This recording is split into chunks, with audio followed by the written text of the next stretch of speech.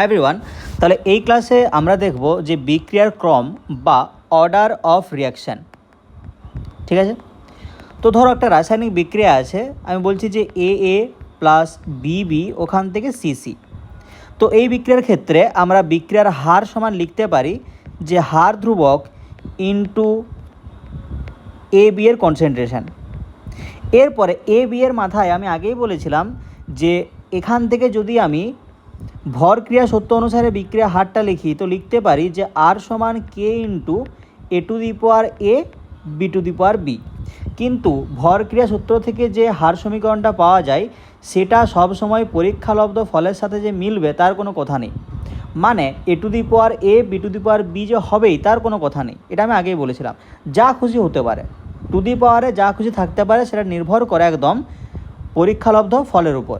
তো আমি ধরে নিচ্ছি যে এ বি নেই, এক্স ওয়াই আছে, কারণ এটা পরীক্ষালব্ধ ফলের উপর ডিপেন্ড করে। তো এখানে এ বিও থাকতে পারতো, কিন্তু আমি ধরে নিচ্ছি যে এক্স ওয়াই আছে। তো কী থাকবে সেটা একদম এক্সপেরিমেন্টের উপর ডিপেন্ড করে। ঠিক আছে, তো এখানে আমি হার সমীকরণের থেকে বলতে পারি যে এই বিক্রিয়ার ক্রম বা অর্ডার কি হবে। তো এই যে সমীকরণটা আমি লিখেছি আর সমান কে into A to the power X B to the power Y, তো এই টু দি পাওয়ারে যে সংখ্যাগুলো থাকবে সেই সংখ্যাগুলোর যোগফল যেটা হবে সেটাই হচ্ছে তোমার বিক্রিয়ার ক্রম বা অর্ডার। তাহলে কি বললাম যে পরীক্ষালব্ধ ফল থেকে তুমি যে হার সমীকরণটা পাবে সেই হার সমীকরণের যে গাঢ়ত্ব টার্মসগুলো আছে, গাঢ়ত্ব টার্মসের মাথায় যে সংখ্যাগুলো আছে ওই সংখ্যাগুলোর যোগফল যেটা হবে সেটাই হচ্ছে তোমার বিক্রিয়ার ক্রম বা অর্ডার। এরপরে আমি উদাহরণ হিসাবে বলতে পারি যে ধরো 2NO gas plus 2H2 gas, এখান থেকে উৎপন্ন হচ্ছে N2 গ্যাস প্লাস 2H2O, এটাও ধরো গ্যাস। তো এখানে বলছি বিক্রিয়া হার সমান কে into NO to the power 2 H2 to the power 1। তো আমার বিক্রিয়া ভর ক্রিয়া সূত্র থেকে কি হতো আর সমান কে into NO to the power 2 H2 to the power 2, কিন্তু আমি পরীক্ষালব্ধ থেকে কী পাচ্ছি K into NO to the power 2 আর H টু দি পাওয়ার 1। তাহলে ভর ক্রিয়া থেকে যেটা হওয়া উচিত সেটা কিন্তু এখানে হচ্ছে না। তো পরীক্ষালব্ধ যেটা হয় সেটাই কিন্তু তোমাকে ধরতে হবে। ঠিক আছে, এরপরে তুমি বের করবে এই বিক্রিয়াটার ক্রম কী বা অর্ডার কী। তাহলে কি বললাম, টু দি পাওয়ারে যেগুলো থাকে সেগুলোকে যোগ করতে হয়। তাহলে 2 + 1 3, তাহলে এটা হচ্ছে তোমার তৃতীয় ক্রমের বিক্রিয়া। বোঝা গেল? এরপর ধরো আরও একটা উদাহরণ, ধরো 2O3 গ্যাস, এখান থেকে 3O2 গ্যাস। তো এর যে হার সমীকরণটা হয় পরীক্ষালব্ধ ফল অনুসারে K into O3 to the power 2 আর O2 টু দি পাওয়ার -1। তাহলে ভর ক্রিয়া সূত্র অনুসারে কী পাওয়া উচিত ছিল O2 টু দি পাওয়ার 3, কিন্তু কী হচ্ছে -1। তাহলে পরীক্ষালব্ধ থেকে যেটাই পাবে সেটাই ঠিক, ভর ক্রিয়ার উপর ডিপেন্ড করেনি। তাহলে এখানে অর্ডার কী হবে বা ক্রম কী হবে, তা টু দি পাওয়ারে কী আছে 2 আছে প্লাস -1, তাহলে ওভারঅল 1। তাহলে এটা হচ্ছে তোমার প্রথম ক্রমের বিক্রিয়া, যেহেতু মানটা এসছে 1। বোঝা গেল? এরপরে দেখবে তোমাদের নোটসে একটু স্পেস রাখা আছে, তো ওই স্পেসটাই বইয়ের কিছু এক্সাম্পল আমি দিয়ে দেবো, চাইলে লিখতে পারো নাও লিখতে পারো। এবারে যে কোনো এক্সাম্পলের ক্ষেত্রেই তুমি হার সমীকরণ একটা পাবে যেটা পরীক্ষালব্ধ মানের উপর নির্ভর করে। এবার ওই হার সমীকরণ থেকে তুমি আরামসে বিক্রিয়ার ক্রমটা বের করতে পারবে, কোনো সমস্যার কিছু নেই। ঠিক আছে, এরপরে নেক্সট টপিক হচ্ছে কে এর একক। তাহলে যদি তোমার ওই গাঢ়ত্বটা, আমি যে থার্ড ব্র্যাকেটের মধ্যে এ বি লিখছিলাম, এই থার্ড ব্র্যাকেটের মধ্যে এ বিটা কী বোঝায়, এটা বোঝায় এ এর গাঢ়ত্ব, বি থার্ড ব্র্যাকেটের মধ্যে বি বোঝায় বি এর গাঢ়ত্ব। ঠিক আছে, এরপর ওই গাঢ়ত্বটা বিভিন্ন এককে থাকতে পারে।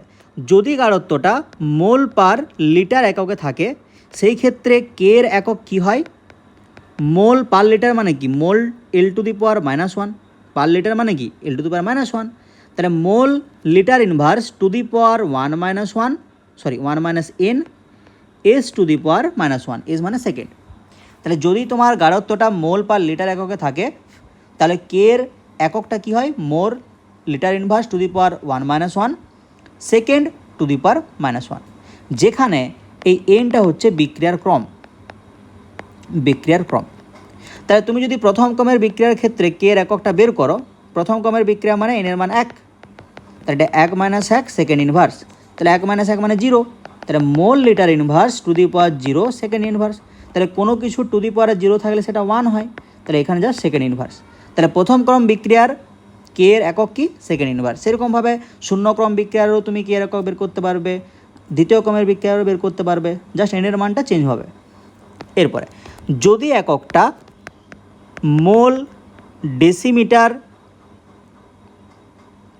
ইনভার্সে থাকে বা মোল পার ডেসিমিটার আর কি, সরি ডেসিমিটার কিউব, সরি মোল পার ডেসিমিটার কিউব বা মোল ডেসিমিটার টু দি পাওয়ার -3 এই একক যদি থাকে, সেই ক্ষেত্রে কী হবে? Mole decimetre to the power -3 1 - n second inverse, ব্যাস। যদি গাঢ়ত্বটা এটিএম এককে থাকে, সেক্ষেত্রে একক কী হবে? ATM two the power 1 - n second inverse. তাহলে এককটা মানে গাঢ়ত্বটা যে এককে থাকবে সেটা টু দি পাওয়ার 1 - n তারপরে সেকেন্ড ইনভার্স, প্রতিটা ক্ষেত্রে দেখো।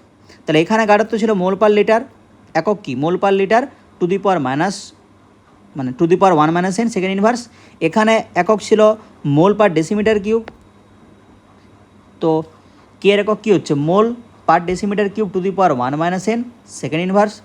এখানে গাঢ়ত্বের একক ছিল এটিএম, কে এর একক কী হচ্ছে? ATM two the power 1 - n second inverse হলো। এবারে যদি শূন্য ক্রম বলে এনের মান 0 বসাবে, যদি প্রথম ক্রম বিক্রিয়া বলে এনের মান 1 বসাবে, যদি দ্বিতীয় ক্রম বিক্রিয়া বলে এনের মান 2 বসাবে, তৃতীয় ক্রম বললে 3 বসাবে, এভাবে করতে হয় হলো। আচ্ছা, এরপরে মৌলিক বা একক ধাপ সম্পন্ন বিক্রিয়া, ঠিক আছে? তাহলে মৌলিক বা একক ধাপ সম্পন্ন বিক্রিয়া মানে কি? যেসব বিক্রিয়া একটা ধাপে সম্পন্ন হয়ে যায় বা একটা ধাপে কমপ্লিট হয়ে যায়, বলেই দিয়েছে একক ধাপ সম্পন্ন, মানে যেসব বিক্রিয়ায় একটাই ধাপ থাকবে। যেমন ধরো SN2 বিক্রিয়া, তো SN2 বিক্রিয়া আমরা কি জানতাম যে একটা ধাপে সম্পন্ন হয়। উদাহরণ হিসাবে বলতে পারি যে ধরো CH3I আছে, এখানে আমি দিয়েছি NaBr, এরপরে NaBrটা কীভাবে থাকে? Na প্লাস Br মাইনাস, তাহলে এখানে Br মাইনাস যখনই আক্রমণ করে আইটা তখনই বেরিয়ে যায়। দেখো একটাই ধাপ, Br মাইনাস আক্রমণ করলো, আইটা বেরিয়ে গেল, একটা ধাপেই। তো এটা SN2 বিক্রিয়াটার উদাহরণ। কি প্রোডাক্ট হবে? CH3Br আর আইটা বেরিয়ে গেছে, তাহলে Na প্লাস আর I মাইনাসে NaI, ঠিক আছে? তাহলে এইগুলোকে বলা হচ্ছে মৌলিক বা একক ধাপ সম্পন্ন বিক্রিয়া। এরপরে জটিল বা বহু ধাপ সম্পন্ন বিক্রিয়া। তাহলে জটিল বিক্রিয়া মানে কি? যেসব বিক্রিয়ায় ধাপ সংখ্যা হচ্ছে 1-এর বেশি, সেগুলোই জটিল বিক্রিয়া। যেমন ধরো 2NO ব্র্যাকেটে গ্যাস প্লাস 2H2 ব্র্যাকেটে গ্যাস, এখান থেকে N2 ব্র্যাকেটে গ্যাস প্লাস 2H2O ব্র্যাকেটে গ্যাস। তাহলে বিক্রিয়াটা দেখে মনে হচ্ছে যে একটাই ধাপে বিক্রিয়াটা হচ্ছে, কিন্তু আদতে একটা ধাপে বিক্রিয়া হয়নি। এই বিক্রিয়াটা দুটো ধাপের মাধ্যমে সম্পন্ন হয়। কিভাবে? তাহলে প্রথম ধাপ বা ফার্স্ট স্টেপে কী হয়? দুটো NO বিক্রিয়া করে একটা হাইড্রোজেনের সাথে, তারপর উৎপন্ন করে নাইট্রোজেন গ্যাস, তার সাথে H2O2 বা হাইড্রোজেন পারক্সাইড। দ্বিতীয় ধাপে কি হয়? ওই হাইড্রোজেন পারক্সাইডটা আবার বিক্রিয়া করে আর একটা হাইড্রোজেনের সাথে, উৎপন্ন করে দুটো জল। এই দুটো বিক্রিয়াকে যোগ করে দাও, দেখো বাম দিকে হাইড্রোজেন পারক্সাইড ডান দিকে হাইড্রোজেন পারক্সাইডের সাথে কেটে যাবে, আর এই হাইড্রোজেন দুটো হাইড্রোজেন হবে, আর একটা নাইট্রোজেন আছে আর দুটো জল আছে। বোঝা গেল? তাহলে কি বললাম? যে বিক্রিয়াটা দেখে মনে হচ্ছে একটা ধাপে, কিন্তু আদতে হচ্ছে দুটো ধাপে হলো। তাহলে এই ধরনের বিক্রিয়াটাকে বলা হচ্ছে জটিল বিক্রিয়া।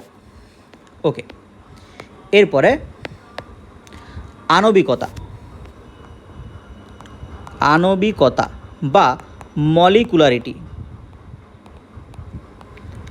তাহলে আণবিকতা বা মলিকুলারিটি বলতে কি বোঝায়?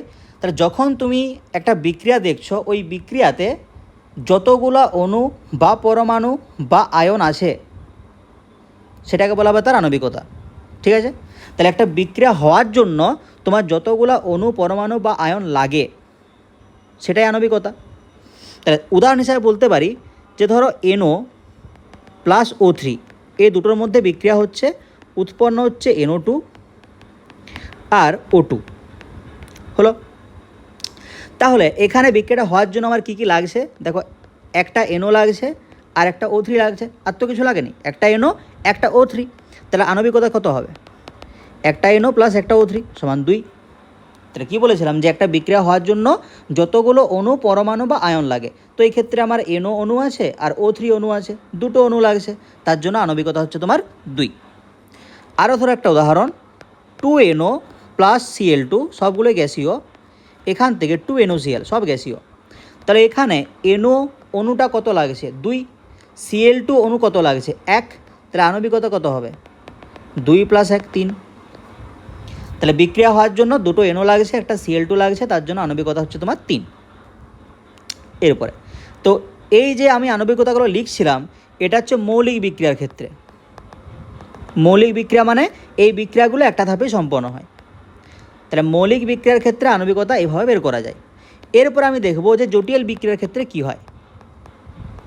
জটিল বিক্রিয়া, তো জটিল বিক্রিয়ার ক্ষেত্রে আমরা আগের উদাহরণটাই নেব যে 2NO গ্যাস 2H2 গ্যাস, এখান থেকে N2 gas plus 2H2O gas, এটা জটিল বিক্রিয়া। তাহলে দুটো ধাপে হয়েছিল। আচ্ছা, আগের থেকে কপি পেস্ট করে নিচ্ছি। তো জটিল বিক্রিয়ার ক্ষেত্রে আণবিকতা বের করানোর পদ্ধতি বলতে সেরকম জটিল কিছু না। এখানে দেখব যে এই প্রথম ধাপে কতগুলো অণু আছে। তাহলে প্রথম ধাপটায় দেখো দুটো NO আছে, একটা হাইড্রোজেন আছে। তাহলে এই ধাপটার জন্য আণবিকতা হচ্ছে তোমার 2 + 1 মানে 3। এবার দ্বিতীয় ধাপে দেখো একটা H2O2 আছে আর একটা H2 আছে। তাহলে হাইড্রোজেন পারক্সাইড একটা আর হাইড্রোজেন একটা, তাহলে 1 + 1 মানে 2। ঠিক আছে, তাহলে প্রথম ধাপের আণবিকতা 3, দ্বিতীয় ধাপের আণবিকতা 2। কিন্তু মেন বিক্রিয়ায় দেখো দুটো NO আছে আর দুটো H2 আছে। মানে আমি যদি বলতে চাই যে আণবিকতা কত, তাহলে বলতে হবে 4। তাহলে আমি স্টেপ ওয়াইজ দেখছি 5 আর এইখানে দেখছি 4। তার জন্য এই জটিল বিক্রিয়ার ক্ষেত্রে আণবিকতা কথাটা প্রযোজ্য নয়, এই ঝামেলাটার জন্যই। তাহলে এই জন্য বলা হয় যে জটিল বিক্রিয়ার ক্ষেত্রে আণবিকতা কথাটি প্রযোজ্য নয়, কথাটি প্রযোজ্য নয়। কারণ আমি যখন মেন বিক্রিয়াটার ক্ষেত্রে দেখছি আণবিকতা আসছে 4, আবার যখন স্টেপ ওয়াইজ দেখছি আণবিকতা আসছে 5, তার নিশ্চয়ই কিছু গরমিল হচ্ছে। এটার জন্যই এই জটিল বিক্রিয়ার ক্ষেত্রে আমরা আণবিকতা কথাটা ইউজ করি না। হলো, এরপরে রাসায়নিক বিক্রিয়ার ক্রিয়াকৌশল। রাসায়নিক বিক্রিয়ার ক্রিয়াকৌশল বা মেকানিজম। ঠিক আছে, তাহলে কোনো রাসায়নিক বিক্রিয়ার মেকানিজম বা ক্রিয়াকৌশল কি হয়। এরপরে মেকানিজম বলতে কি বোঝো? তাহলে মেকানিজম বলতে আমরা অর্গানিকের ক্ষেত্রে এই টার্মটা পেয়েছিলাম যে একটা বিক্রিয়া কিভাবে হয় সেটা দেখা। মেকানিজমের উদ্দেশ্য কী ছিল? যে একটা বিক্রিয়া কিভাবে হচ্ছে, একটা বিক্রিয়াতে কোন বন্ধনগুলো ভাঙছে, কোন বন্ধনগুলো তৈরি হচ্ছে, এইসব জিনিসগুলো দেখা। তাহলে মেকানিজম এর ডেফিনেশন তুমি যদি বলো, তাহলে যখন তুমি বলবে যে একটা বিক্রিয়া কতগুলো ধাপে হয়, ওই বিক্রিয়ায় কী কী বন্ধন ভাঙে, ওই বিক্রিয়ায় কী কী বন্ধন তৈরি হয়, এই যে বিবরণ, এটাই হচ্ছে তোমার রাসায়নিক বিক্রিয়ার ক্রিয়াকৌশলের ডেফিনেশন। ঠিক আছে, তাহলে কী বললাম, একটা বিক্রিয়া কতগুলো ধাপে হয়, ওখানে কী কী বন্ধন ভাঙে, কী কী বন্ধন তৈরি হয়, এই সমস্ত যে বিবরণ, এটাকে বলা হচ্ছে রাসায়নিক বিক্রিয়ার ক্রিয়াকৌশল। এরপরে অন্তর্বর্তী পদার্থ বা ইন্টারমিডিয়েট। অন্তর্বর্তী পদার্থ বা ইন্টারমিডিয়েট, তাহলে ধরো A + B, এখান থেকে সাপোজ C + D তৈরি হচ্ছে। ঠিক আছে, এরপরে জরুরি নয় যে A + B থেকে ডাইরেক্ট C + D হচ্ছে। এমনটাও হতে পারে যে A + D প্রথমে কিছু একটা যৌগ উৎপন্ন করলো, তারপরে সেই যৌগ থেকে C + D উৎপন্ন হলো। তাহলে বিক্রিয়াটা যদি এরকম হয় যে বিক্রিয়ক থেকে বিক্রিয়াজাত পদার্থের মাঝে কিছু পদার্থ উৎপন্ন হচ্ছে, তখন সেই পদার্থটাকে বলা হবে ইন্টারমিডিয়েট বা অন্তর্বর্তী যৌগ। কি বললাম, যে বিক্রিয়ক থেকে বিক্রিয়াজাত পদার্থের যদি মধ্যবর্তী কোনো পদার্থ উৎপন্ন হয়, তখন সেই পদার্থটাকে বলা হবে ইন্টারমিডিয়েট। ঠিক আছে, তাহলে মেন সমীকরণে কিন্তু ইন্টারমিডিয়েটকে লেখা হয় না, আমরা সমীকরণটাই লিখব A + B, এখান থেকে C + D, এর মাঝে কি উৎপন্ন হচ্ছে এটা তুমি কিন্তু মেন সমীকরণে লিখবে না। ঠিক আছে, তো ডেফিনেশন হিসাবে এরকমই বলবে যে যখন কোনো রাসায়নিক বিক্রিয়া অনেকগুলো ধাপে হয়, তখন মধ্যবর্তী ধাপে অনেকগুলো পদার্থ উৎপন্ন হয় যেগুলোকে মেন সমীকরণে লেখা হয় না, ওদেরকে বলা হয় ইন্টারমিডিয়েট। এরপরে হার নির্ণায়ক ধাপ বা রেট ডিটারমিনিং স্টেপ, আমি সংক্ষেপে লিখছি RDS। কি বললাম? হার নির্ণায়ক ধাপ বা রেট ডিটারমিনিং স্টেপ। তো এই টার্মটা কাদের ক্ষেত্রে প্রযোজ্য? তাহলে হার নির্ণায়ক ধাপ বা রেট ডিটারমিনিং স্টেপ এই কথাটা তাদের ক্ষেত্রে প্রযোজ্য যেসব বিক্রিয়া অনেকগুলো ধাপে সম্পন্ন হয়, তাদের ক্ষেত্রে প্রযোজ্য। যেমন উদাহরণ হিসাবে আমি বলতে পারি যে NO2 যখন CO সাথে বিক্রিয়া করে এখান থেকে উৎপন্ন হয় CO2 আর NO, ঠিক আছে? এই বিক্রিয়ার দুটো ধাপে হয়। তাহলে প্রথম ধাপে কি হয়? দুটো NO2 ওখান থেকে উৎপন্ন হয় NO3 আর NO, এটা হচ্ছে ফার্স্ট স্টেপ। এই ধাপের হার সমান হয় KNO2, তার মাথায় 2, এটা হচ্ছে এই বিক্রিয়ার হার।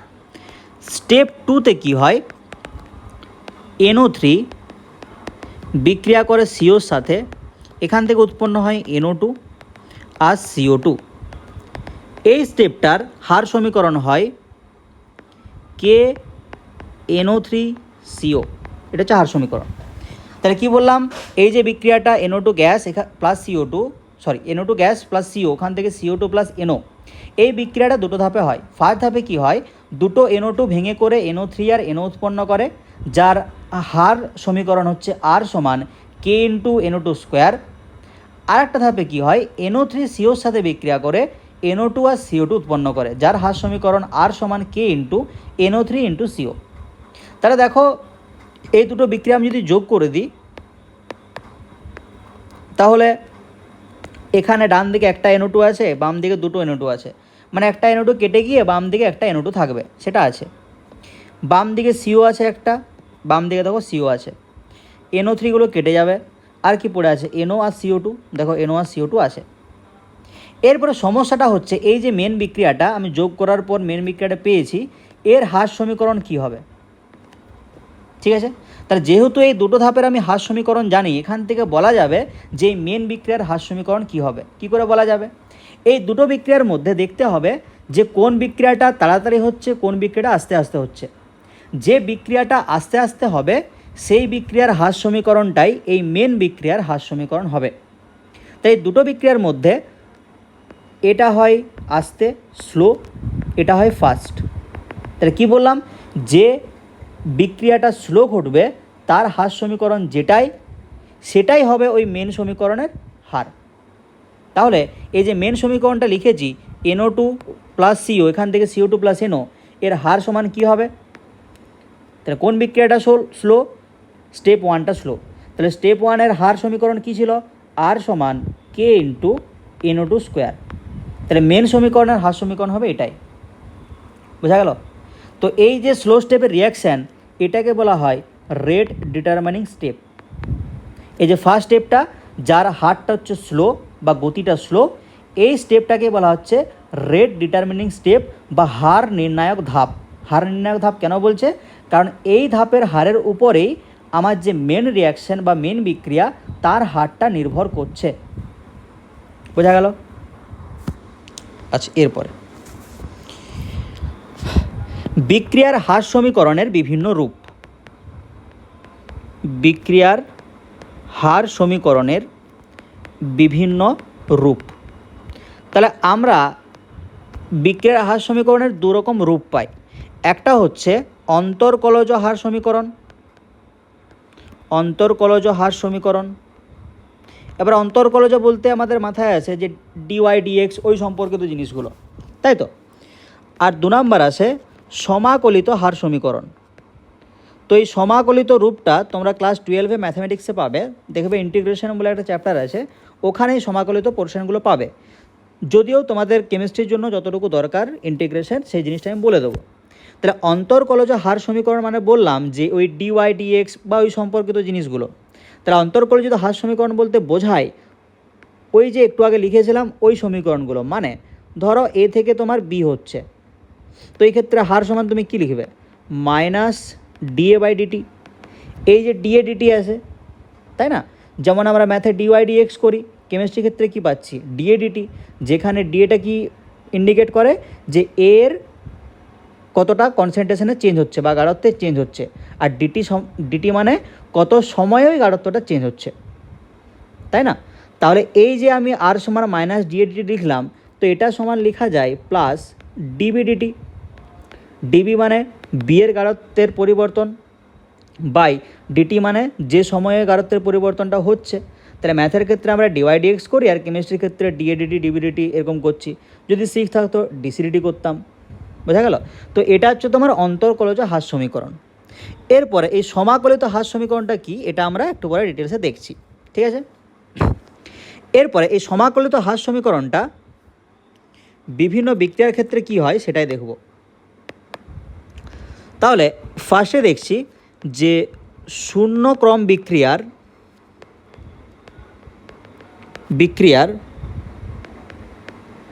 সমাকলিত হার সমীকরণ, ঠিক আছে? শূন্যক্রম বিক্রিয়ার সমাকলিত হার সমীকরণ কি হয়? তাহলে আমি একটা বিক্রিয়া ধরে নিচ্ছি যে এ থেকে বি হচ্ছে। তাহলে এই বিক্রিয়ার হার সমান ধরে নিচ্ছি শূন্যক্রম বলেছি। তাহলে হার সমীকরণটা আমি লিখছি এইভাবেই যে আর সমান কে into A to the power zero. A to the power zero কেন লিখছি? কারণ বিক্রিয়াটা হচ্ছে শূন্যক্রমের, তাই তো? তাহলে টু দি পাওয়ারে যেগুলো থাকে সেগুলো আমরা যোগ করেই ক্রমটা পাচ্ছিলাম। তাহলে এখানে আমার যেহেতু বিক্রিয়ক পদার্থ একটাই এ, তার জন্য এ টু দি পাওয়ার সামথিং হবে, তাই না? তো এ টু দি পাওয়ার জিরো লিখেছি আমি, যেহেতু টু দি পাওয়ারে জিরো আছে তার জন্য এই বিক্রিয়াটা কী হবে? শূন্যক্রমের। তাহলে সামথিং টু দি পাওয়ার যদি জিরো থাকে আমরা কি বলি? সেটাকে ওয়ান বলি। যেমন x to the power zero সমান one, one to the power zero সমান one, two to the power zero সমান ওয়ান। তাহলে কিছু টু দি পাওয়ার জিরো থাকলে সেটা ওয়ান হয়। তাহলে এখানে আর সমান হচ্ছে তোমার কে, ঠিক আছে? আচ্ছা, এরপরে এই ক্ষেত্রে আবার একটা জিনিস কি লেখা যায় যে আর সমান মাইনাস ডিএ ডিটি, এটাও তো আমি লিখতে পারি, তাই না? সমান প্লাস ডিবিডিটি, আমার ওটা দরকার নাই, আমার শুধুমাত্র এই পোর্শনটা দেখা দরকার, ওই প্লাস ডিবিডিটা দরকার নাই। তাহলে একটা জায়গায় পেলাম আর সমান কে, একটা জায়গায় পেলাম আর সমান মাইনাস ডিএডিটি। তাই আমি লিখতেই পারি যে মাইনাস ডিএডিটি সমান কে। এরপরে আমি একটু ইন্টিগ্রেশনটা বলছি। তো জাস্ট আমার কেমিস্ট্রির জন্য যতটা লাগবে আমি ততটাই বলবো, ডিটেলসে যাব না, ঠিক আছে? ধরো এটা হচ্ছে ইন্টিগ্রেশনের চিহ্ন, এ সাপের মতো আর কি একটা দেখতে। তো ইন্টিগ্রেশনের মধ্যে ধরো ডিএক্স আছে, মানে তুমি এটাকে বুঝতে পারো এইভাবে যে ডিএক্সের ইন্টিগ্রেশন করা হচ্ছে। তো তুমি এখান থেকে পাবে এক্স, তার সাথে একটা কনস্ট্যান্ট থাকবে। তাহলে তুমি যার ইন্টিগ্রেশন করবে সেটা পাবে, মানে ধরো ডিএক্সের ইন্টিগ্রেশন করছো এক্স পাবে, ডি ওয়াইয়ের ইন্টিগ্রেশন করছো ওয়াই পাবে, ডি এ ইন্টিগ্রেশন করছো এ পাবে, ডি বি ইন্টিগ্রেশন করছো বি পাবে। তাহলে যার ইন্টিগ্রেশন করবে তুমি সেটা পাবে, তার সাথে একটা কনস্ট্যান্ট পাবে। এরপরে এই ইন্টিগ্রেশনটাই তুমি লিমিট দিয়েও করতে পারো। লিমিট দিয়ে মানে ধরো ডিএক্স আছে, এই যে এই চূড়াটা আছে বা এই নিচটা আছে, এখানে লিমিট বসানো যায় কীভাবে? ধরো আমি বলছি যে এটা ধরো 3, এটা ধরো 5, এটা কি বোঝায়? যে লোয়ার লিমিট হচ্ছে 3, আপার লিমিট হচ্ছে 5। তাহলে ওই চূড়া বা নিচের পোর্শনে লিমিটগুলোকে লিখতে হয়। তাহলে কি বলেছিলাম যে ডিএক্সের ইন্টিগ্রেশন করলে পাওয়া যায় কি? এক্স। এক্স লিখলাম। যখন লিমিট থাকবে তখন আমরা কনস্ট্যান্টটা লিখবো নি। যেমন আগের ক্ষেত্রে দেখো কোনো লিমিট থাকেনি, উপর নিচে কোনো লিমিট ছিল কি? থাকেনি, তাই কনস্ট্যান্ট লিখেছিলাম। বাট এই ক্ষেত্রে উপরে আছে তোমার 5, নিচে আছে 3, তার জন্য এই ক্ষেত্রে আমাকে কনস্ট্যান্ট লেখা চলবে না। তাহলে এক্স আমি পেয়ে গেলাম ইন্টিগ্রেশন করার পর। এরপরে এক্সটাকে আমি থার্ড ব্র্যাকেটের মধ্যে লিখব। তাহলে যখনই লিমিট থাকবে ইন্টিগ্রেশন করার পর যেটা পাবো তারপরে থার্ড ব্র্যাকেট ব্যবহার করব। এরপরে থার্ড ব্র্যাকেটের ডান দিকে নিচের দিকে লিখব লোয়ার লিমিট মানে 3, আর থার্ড ব্র্যাকেটের ডান দিকের উপরের দিকে লিখব আপার লিমিট মানে 5। এতটা হলো।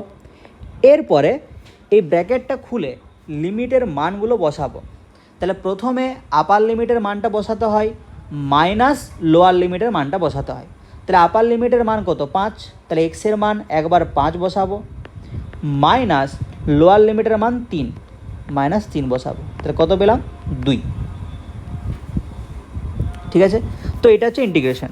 তাহলে আমরা এখানে ছিলাম যে মাইনাস ডিএডিটি সমান কে। আমি কি করব, মাইনাস ডিএ সমান কে ইন্টু ডিটি লিখব, হলো। এরপরে বোথ সাইড ইন্টিগ্রেশন করব। ইন্টিগ্রেশন করার সময় লোয়ার লিমিট দেব, আচ্ছা আগে লিখে দিই, তাহলে কে ডিটি, তাহলে এই দিকে ডি এর ইন্টিগ্রেশন করা হচ্ছে, এদিকে ডিটি ইন্টিগ্রেশন করা হচ্ছে। তাহলে সময় যখন জিরো ছিল, জিরো মানে বিক্রিয়া হয়নি, বিক্রিয়া যখন হয়নি তখন ধরো আমার যে বিক্রিয়ক পদার্থ এ, তার গাঢ়ত্ব আমি ধরে নিচ্ছি এ জিরো, এর নিচে জিরো। তাহলে যখন সময়টা জিরো তখন বিক্রিয়কের গাঢ়ত্ব কত, এ জিরো। এর উপর আপার লিমিট, যখন ধরো সময়টা আমার টি, মানে জিরো সময়ে গাঢ়ত্ব ছিল এ জিরো, যখন সময় টি মানে অনেকক্ষণ ধরে বিক্রিয়াটা হয়েছে, তখন আমি ধরি যে বিক্রিয়কের গাঢ়ত্ব হচ্ছে এটি, এ এর নিচে টি। বোঝা গেল? তাহলে লোয়ার লিমিটটা কি, যখন সময় জিরো তখন এর গাঢ়ত্ব এ জিরো, যখন সময় টি তখন এর গাঢ়ত্ব হচ্ছে তোমার এটি। এরপরে ডি এর ইন্টিগ্রেশন করা হলে কি পাবো, এ পাবো। এরপরে যেহেতু এটা থার্ড ব্র্যাকেটের মধ্যে আছে, তাহলে এর বাইরে আর থার্ড ব্র্যাকেট দিচ্ছি না, আমি সেকেন্ড ব্র্যাকেট দিয়ে দিচ্ছি। তাহলে সেকেন্ড ব্র্যাকেটের নিচে থাকবে লোয়ার লিমিট, উপরে থাকবে আপার লিমিট, সমান কে ইন্টু ডিটির ইন্টিগ্রেশন করলে পাবো টি। নিচে থাকবে লোয়ার লিমিট, উপরে থাকবে আপার লিমিট।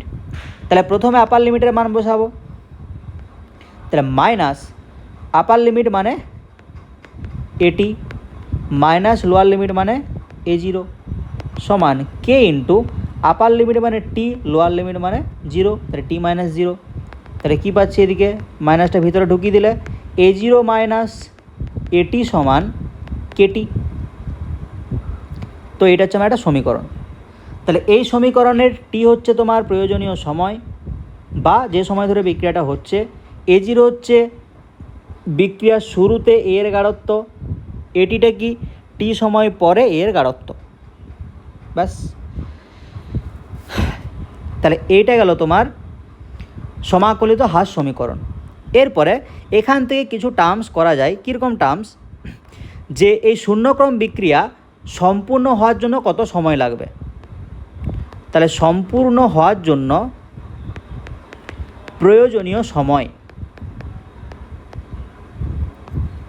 ঠিক আছে। তাহলে শূন্যক্রম বিক্রিয়া যদি সম্পূর্ণ হয়ে যায়, সম্পূর্ণ হয়ে যাওয়া মানে কি, সম্পূর্ণ হয়ে যাওয়া মানে হচ্ছে ওই যে আমি বলেছিলাম টি সময় পর গাঢ়ত্ব এটি, এটা বলেছিলাম তো। তাহলে একটা বিক্রিয়া যদি সম্পূর্ণ হয়ে যায়, এ থেকে ধরো বিটা হচ্ছিল, বিক্রিয়া সম্পূর্ণ হয়ে যাওয়া মানে কি, নিশ্চয়ই এটা পুরো শেষ হয়ে গেছে। বিক্রিয়া সম্পূর্ণ হয়ে যাওয়া মানে কি, বিক্রিয়ক পদার্থ নেই আর, এটা শেষ হয়ে গেছে। তো এ যদি শেষ হয়ে যায়, তাহলে নির্দিষ্ট সময় পরে এর গাঢ়ত্ব কত হবে, জিরো। তাহলে টি সময় পর এর গাঢ়ত্ব জিরো হবে, কারণ বিক্রিয়াটা সম্পূর্ণ হয়ে গেছে, বিক্রিয়ক পদার্থ শেষ হয়ে গেছে। তাহলে আমি সমীকরণ কি পেয়েছিলাম, এ জিরো মাইনাস এটি সমান কেটি, তাই তো। এবারে এটির মান কত, জিরো, তাহলে এ জিরো মাইনাস জিরো সমান কেটি। তাহলে টি সমান এ জিরো বাই কে। তাহলে শূন্যক্রম বিক্রিয়া সম্পূর্ণ হওয়ার জন্য কত সময় লাগবে, এ জিরো বাই কে। তাহলে প্রাথমিক গাঢ়ত্ব বা যখন বিক্রিয়া শুরু হয়নি তখন যে গাঢ়ত্বটা থাকে, সেই গাঢ়ত্বটাকে দিয়ে হার ধ্রুবক দিয়ে ভাগ করলেই যেটা পাওয়া যায়, সেটাই হচ্ছে শূন্যক্রম বিক্রিয়া সম্পূর্ণ হওয়ার জন্য প্রয়োজনীয় সময়। বোঝা গেল? এরপরে শূন্যক্রম বিক্রিয়ার অর্ধজীবনকাল। অর্ধজীবনকাল মানে হচ্ছে যে সময়ে বিক্রিয়কের গাঢ়ত্বটা অর্ধেক হয়ে যাবে, সেটাকে বলা হয় অর্ধজীবনকাল। তাহলে শূন্যক্রম বিক্রিয়ার ক্ষেত্রে অর্ধজীবনকাল বা বিক্রিয়কটা হাফ হতে কি পরিমাণ সময় লাগবে, ধরো বিক্রিয়কের আমি গাঢ়ত্ব বলছি 100, তাহলে 100 থেকে 50 হতে গেলে কতটা সময় লাগবে, সেটাকে বলা হচ্ছে অর্ধজীবনকাল। ক্লিয়ার? তাহলে অর্ধজীবনকাল মানে কি, ধরো এ থেকে বিতে যাচ্ছি, আমি বলেছি যে প্রাথমিক গাঢ়ত্ব হচ্ছে এ জিরো আর টি সময় পর গাঢ়ত্ব হচ্ছে এটি, ঠিক আছে। তাহলে অর্ধজীবন মানে যে সময়ে বিক্রিয়কের গাঢ়ত্বটা অর্ধেক হয়ে যাচ্ছে, তাই তো। তাহলে যখন সময়টা আমি বলছি টি সমান টি হাফ, এটা মানে কি বোঝায়, যে সময়টা যতটা লাগছে বিক্রিয়কের গাঢ়ত্বটাকে অর্ধেক করতে, তার মানে হচ্ছে টি হাফ, টি এর নিচে হাফ।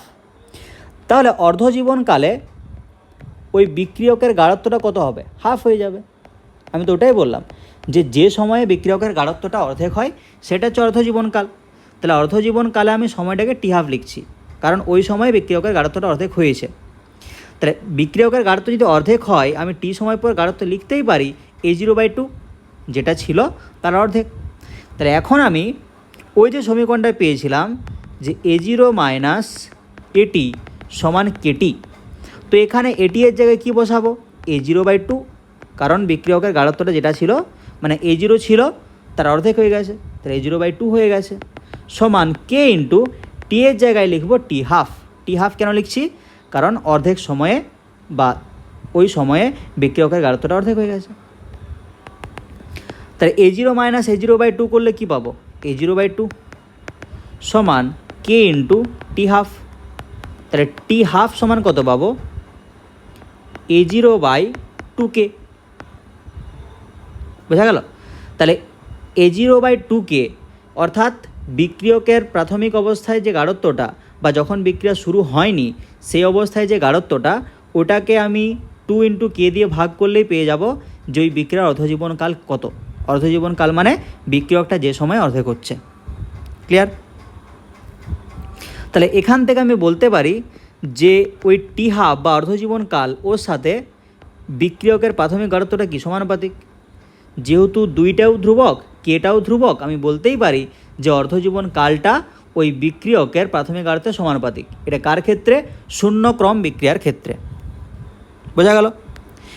এরপরে ক্লাসে আমরা দেখব যে প্রথম ক্রম বিক্রিয়ার সমাকলিত হার সমীকরণ কীরকম হয়। তাহলে যেরকম শূন্য ক্রমের হয় সেরকম নিশ্চয়ই প্রথম ক্রম বিক্রিয়ার হবে না, তাই না? ওকে, থ্যাংক ইউ।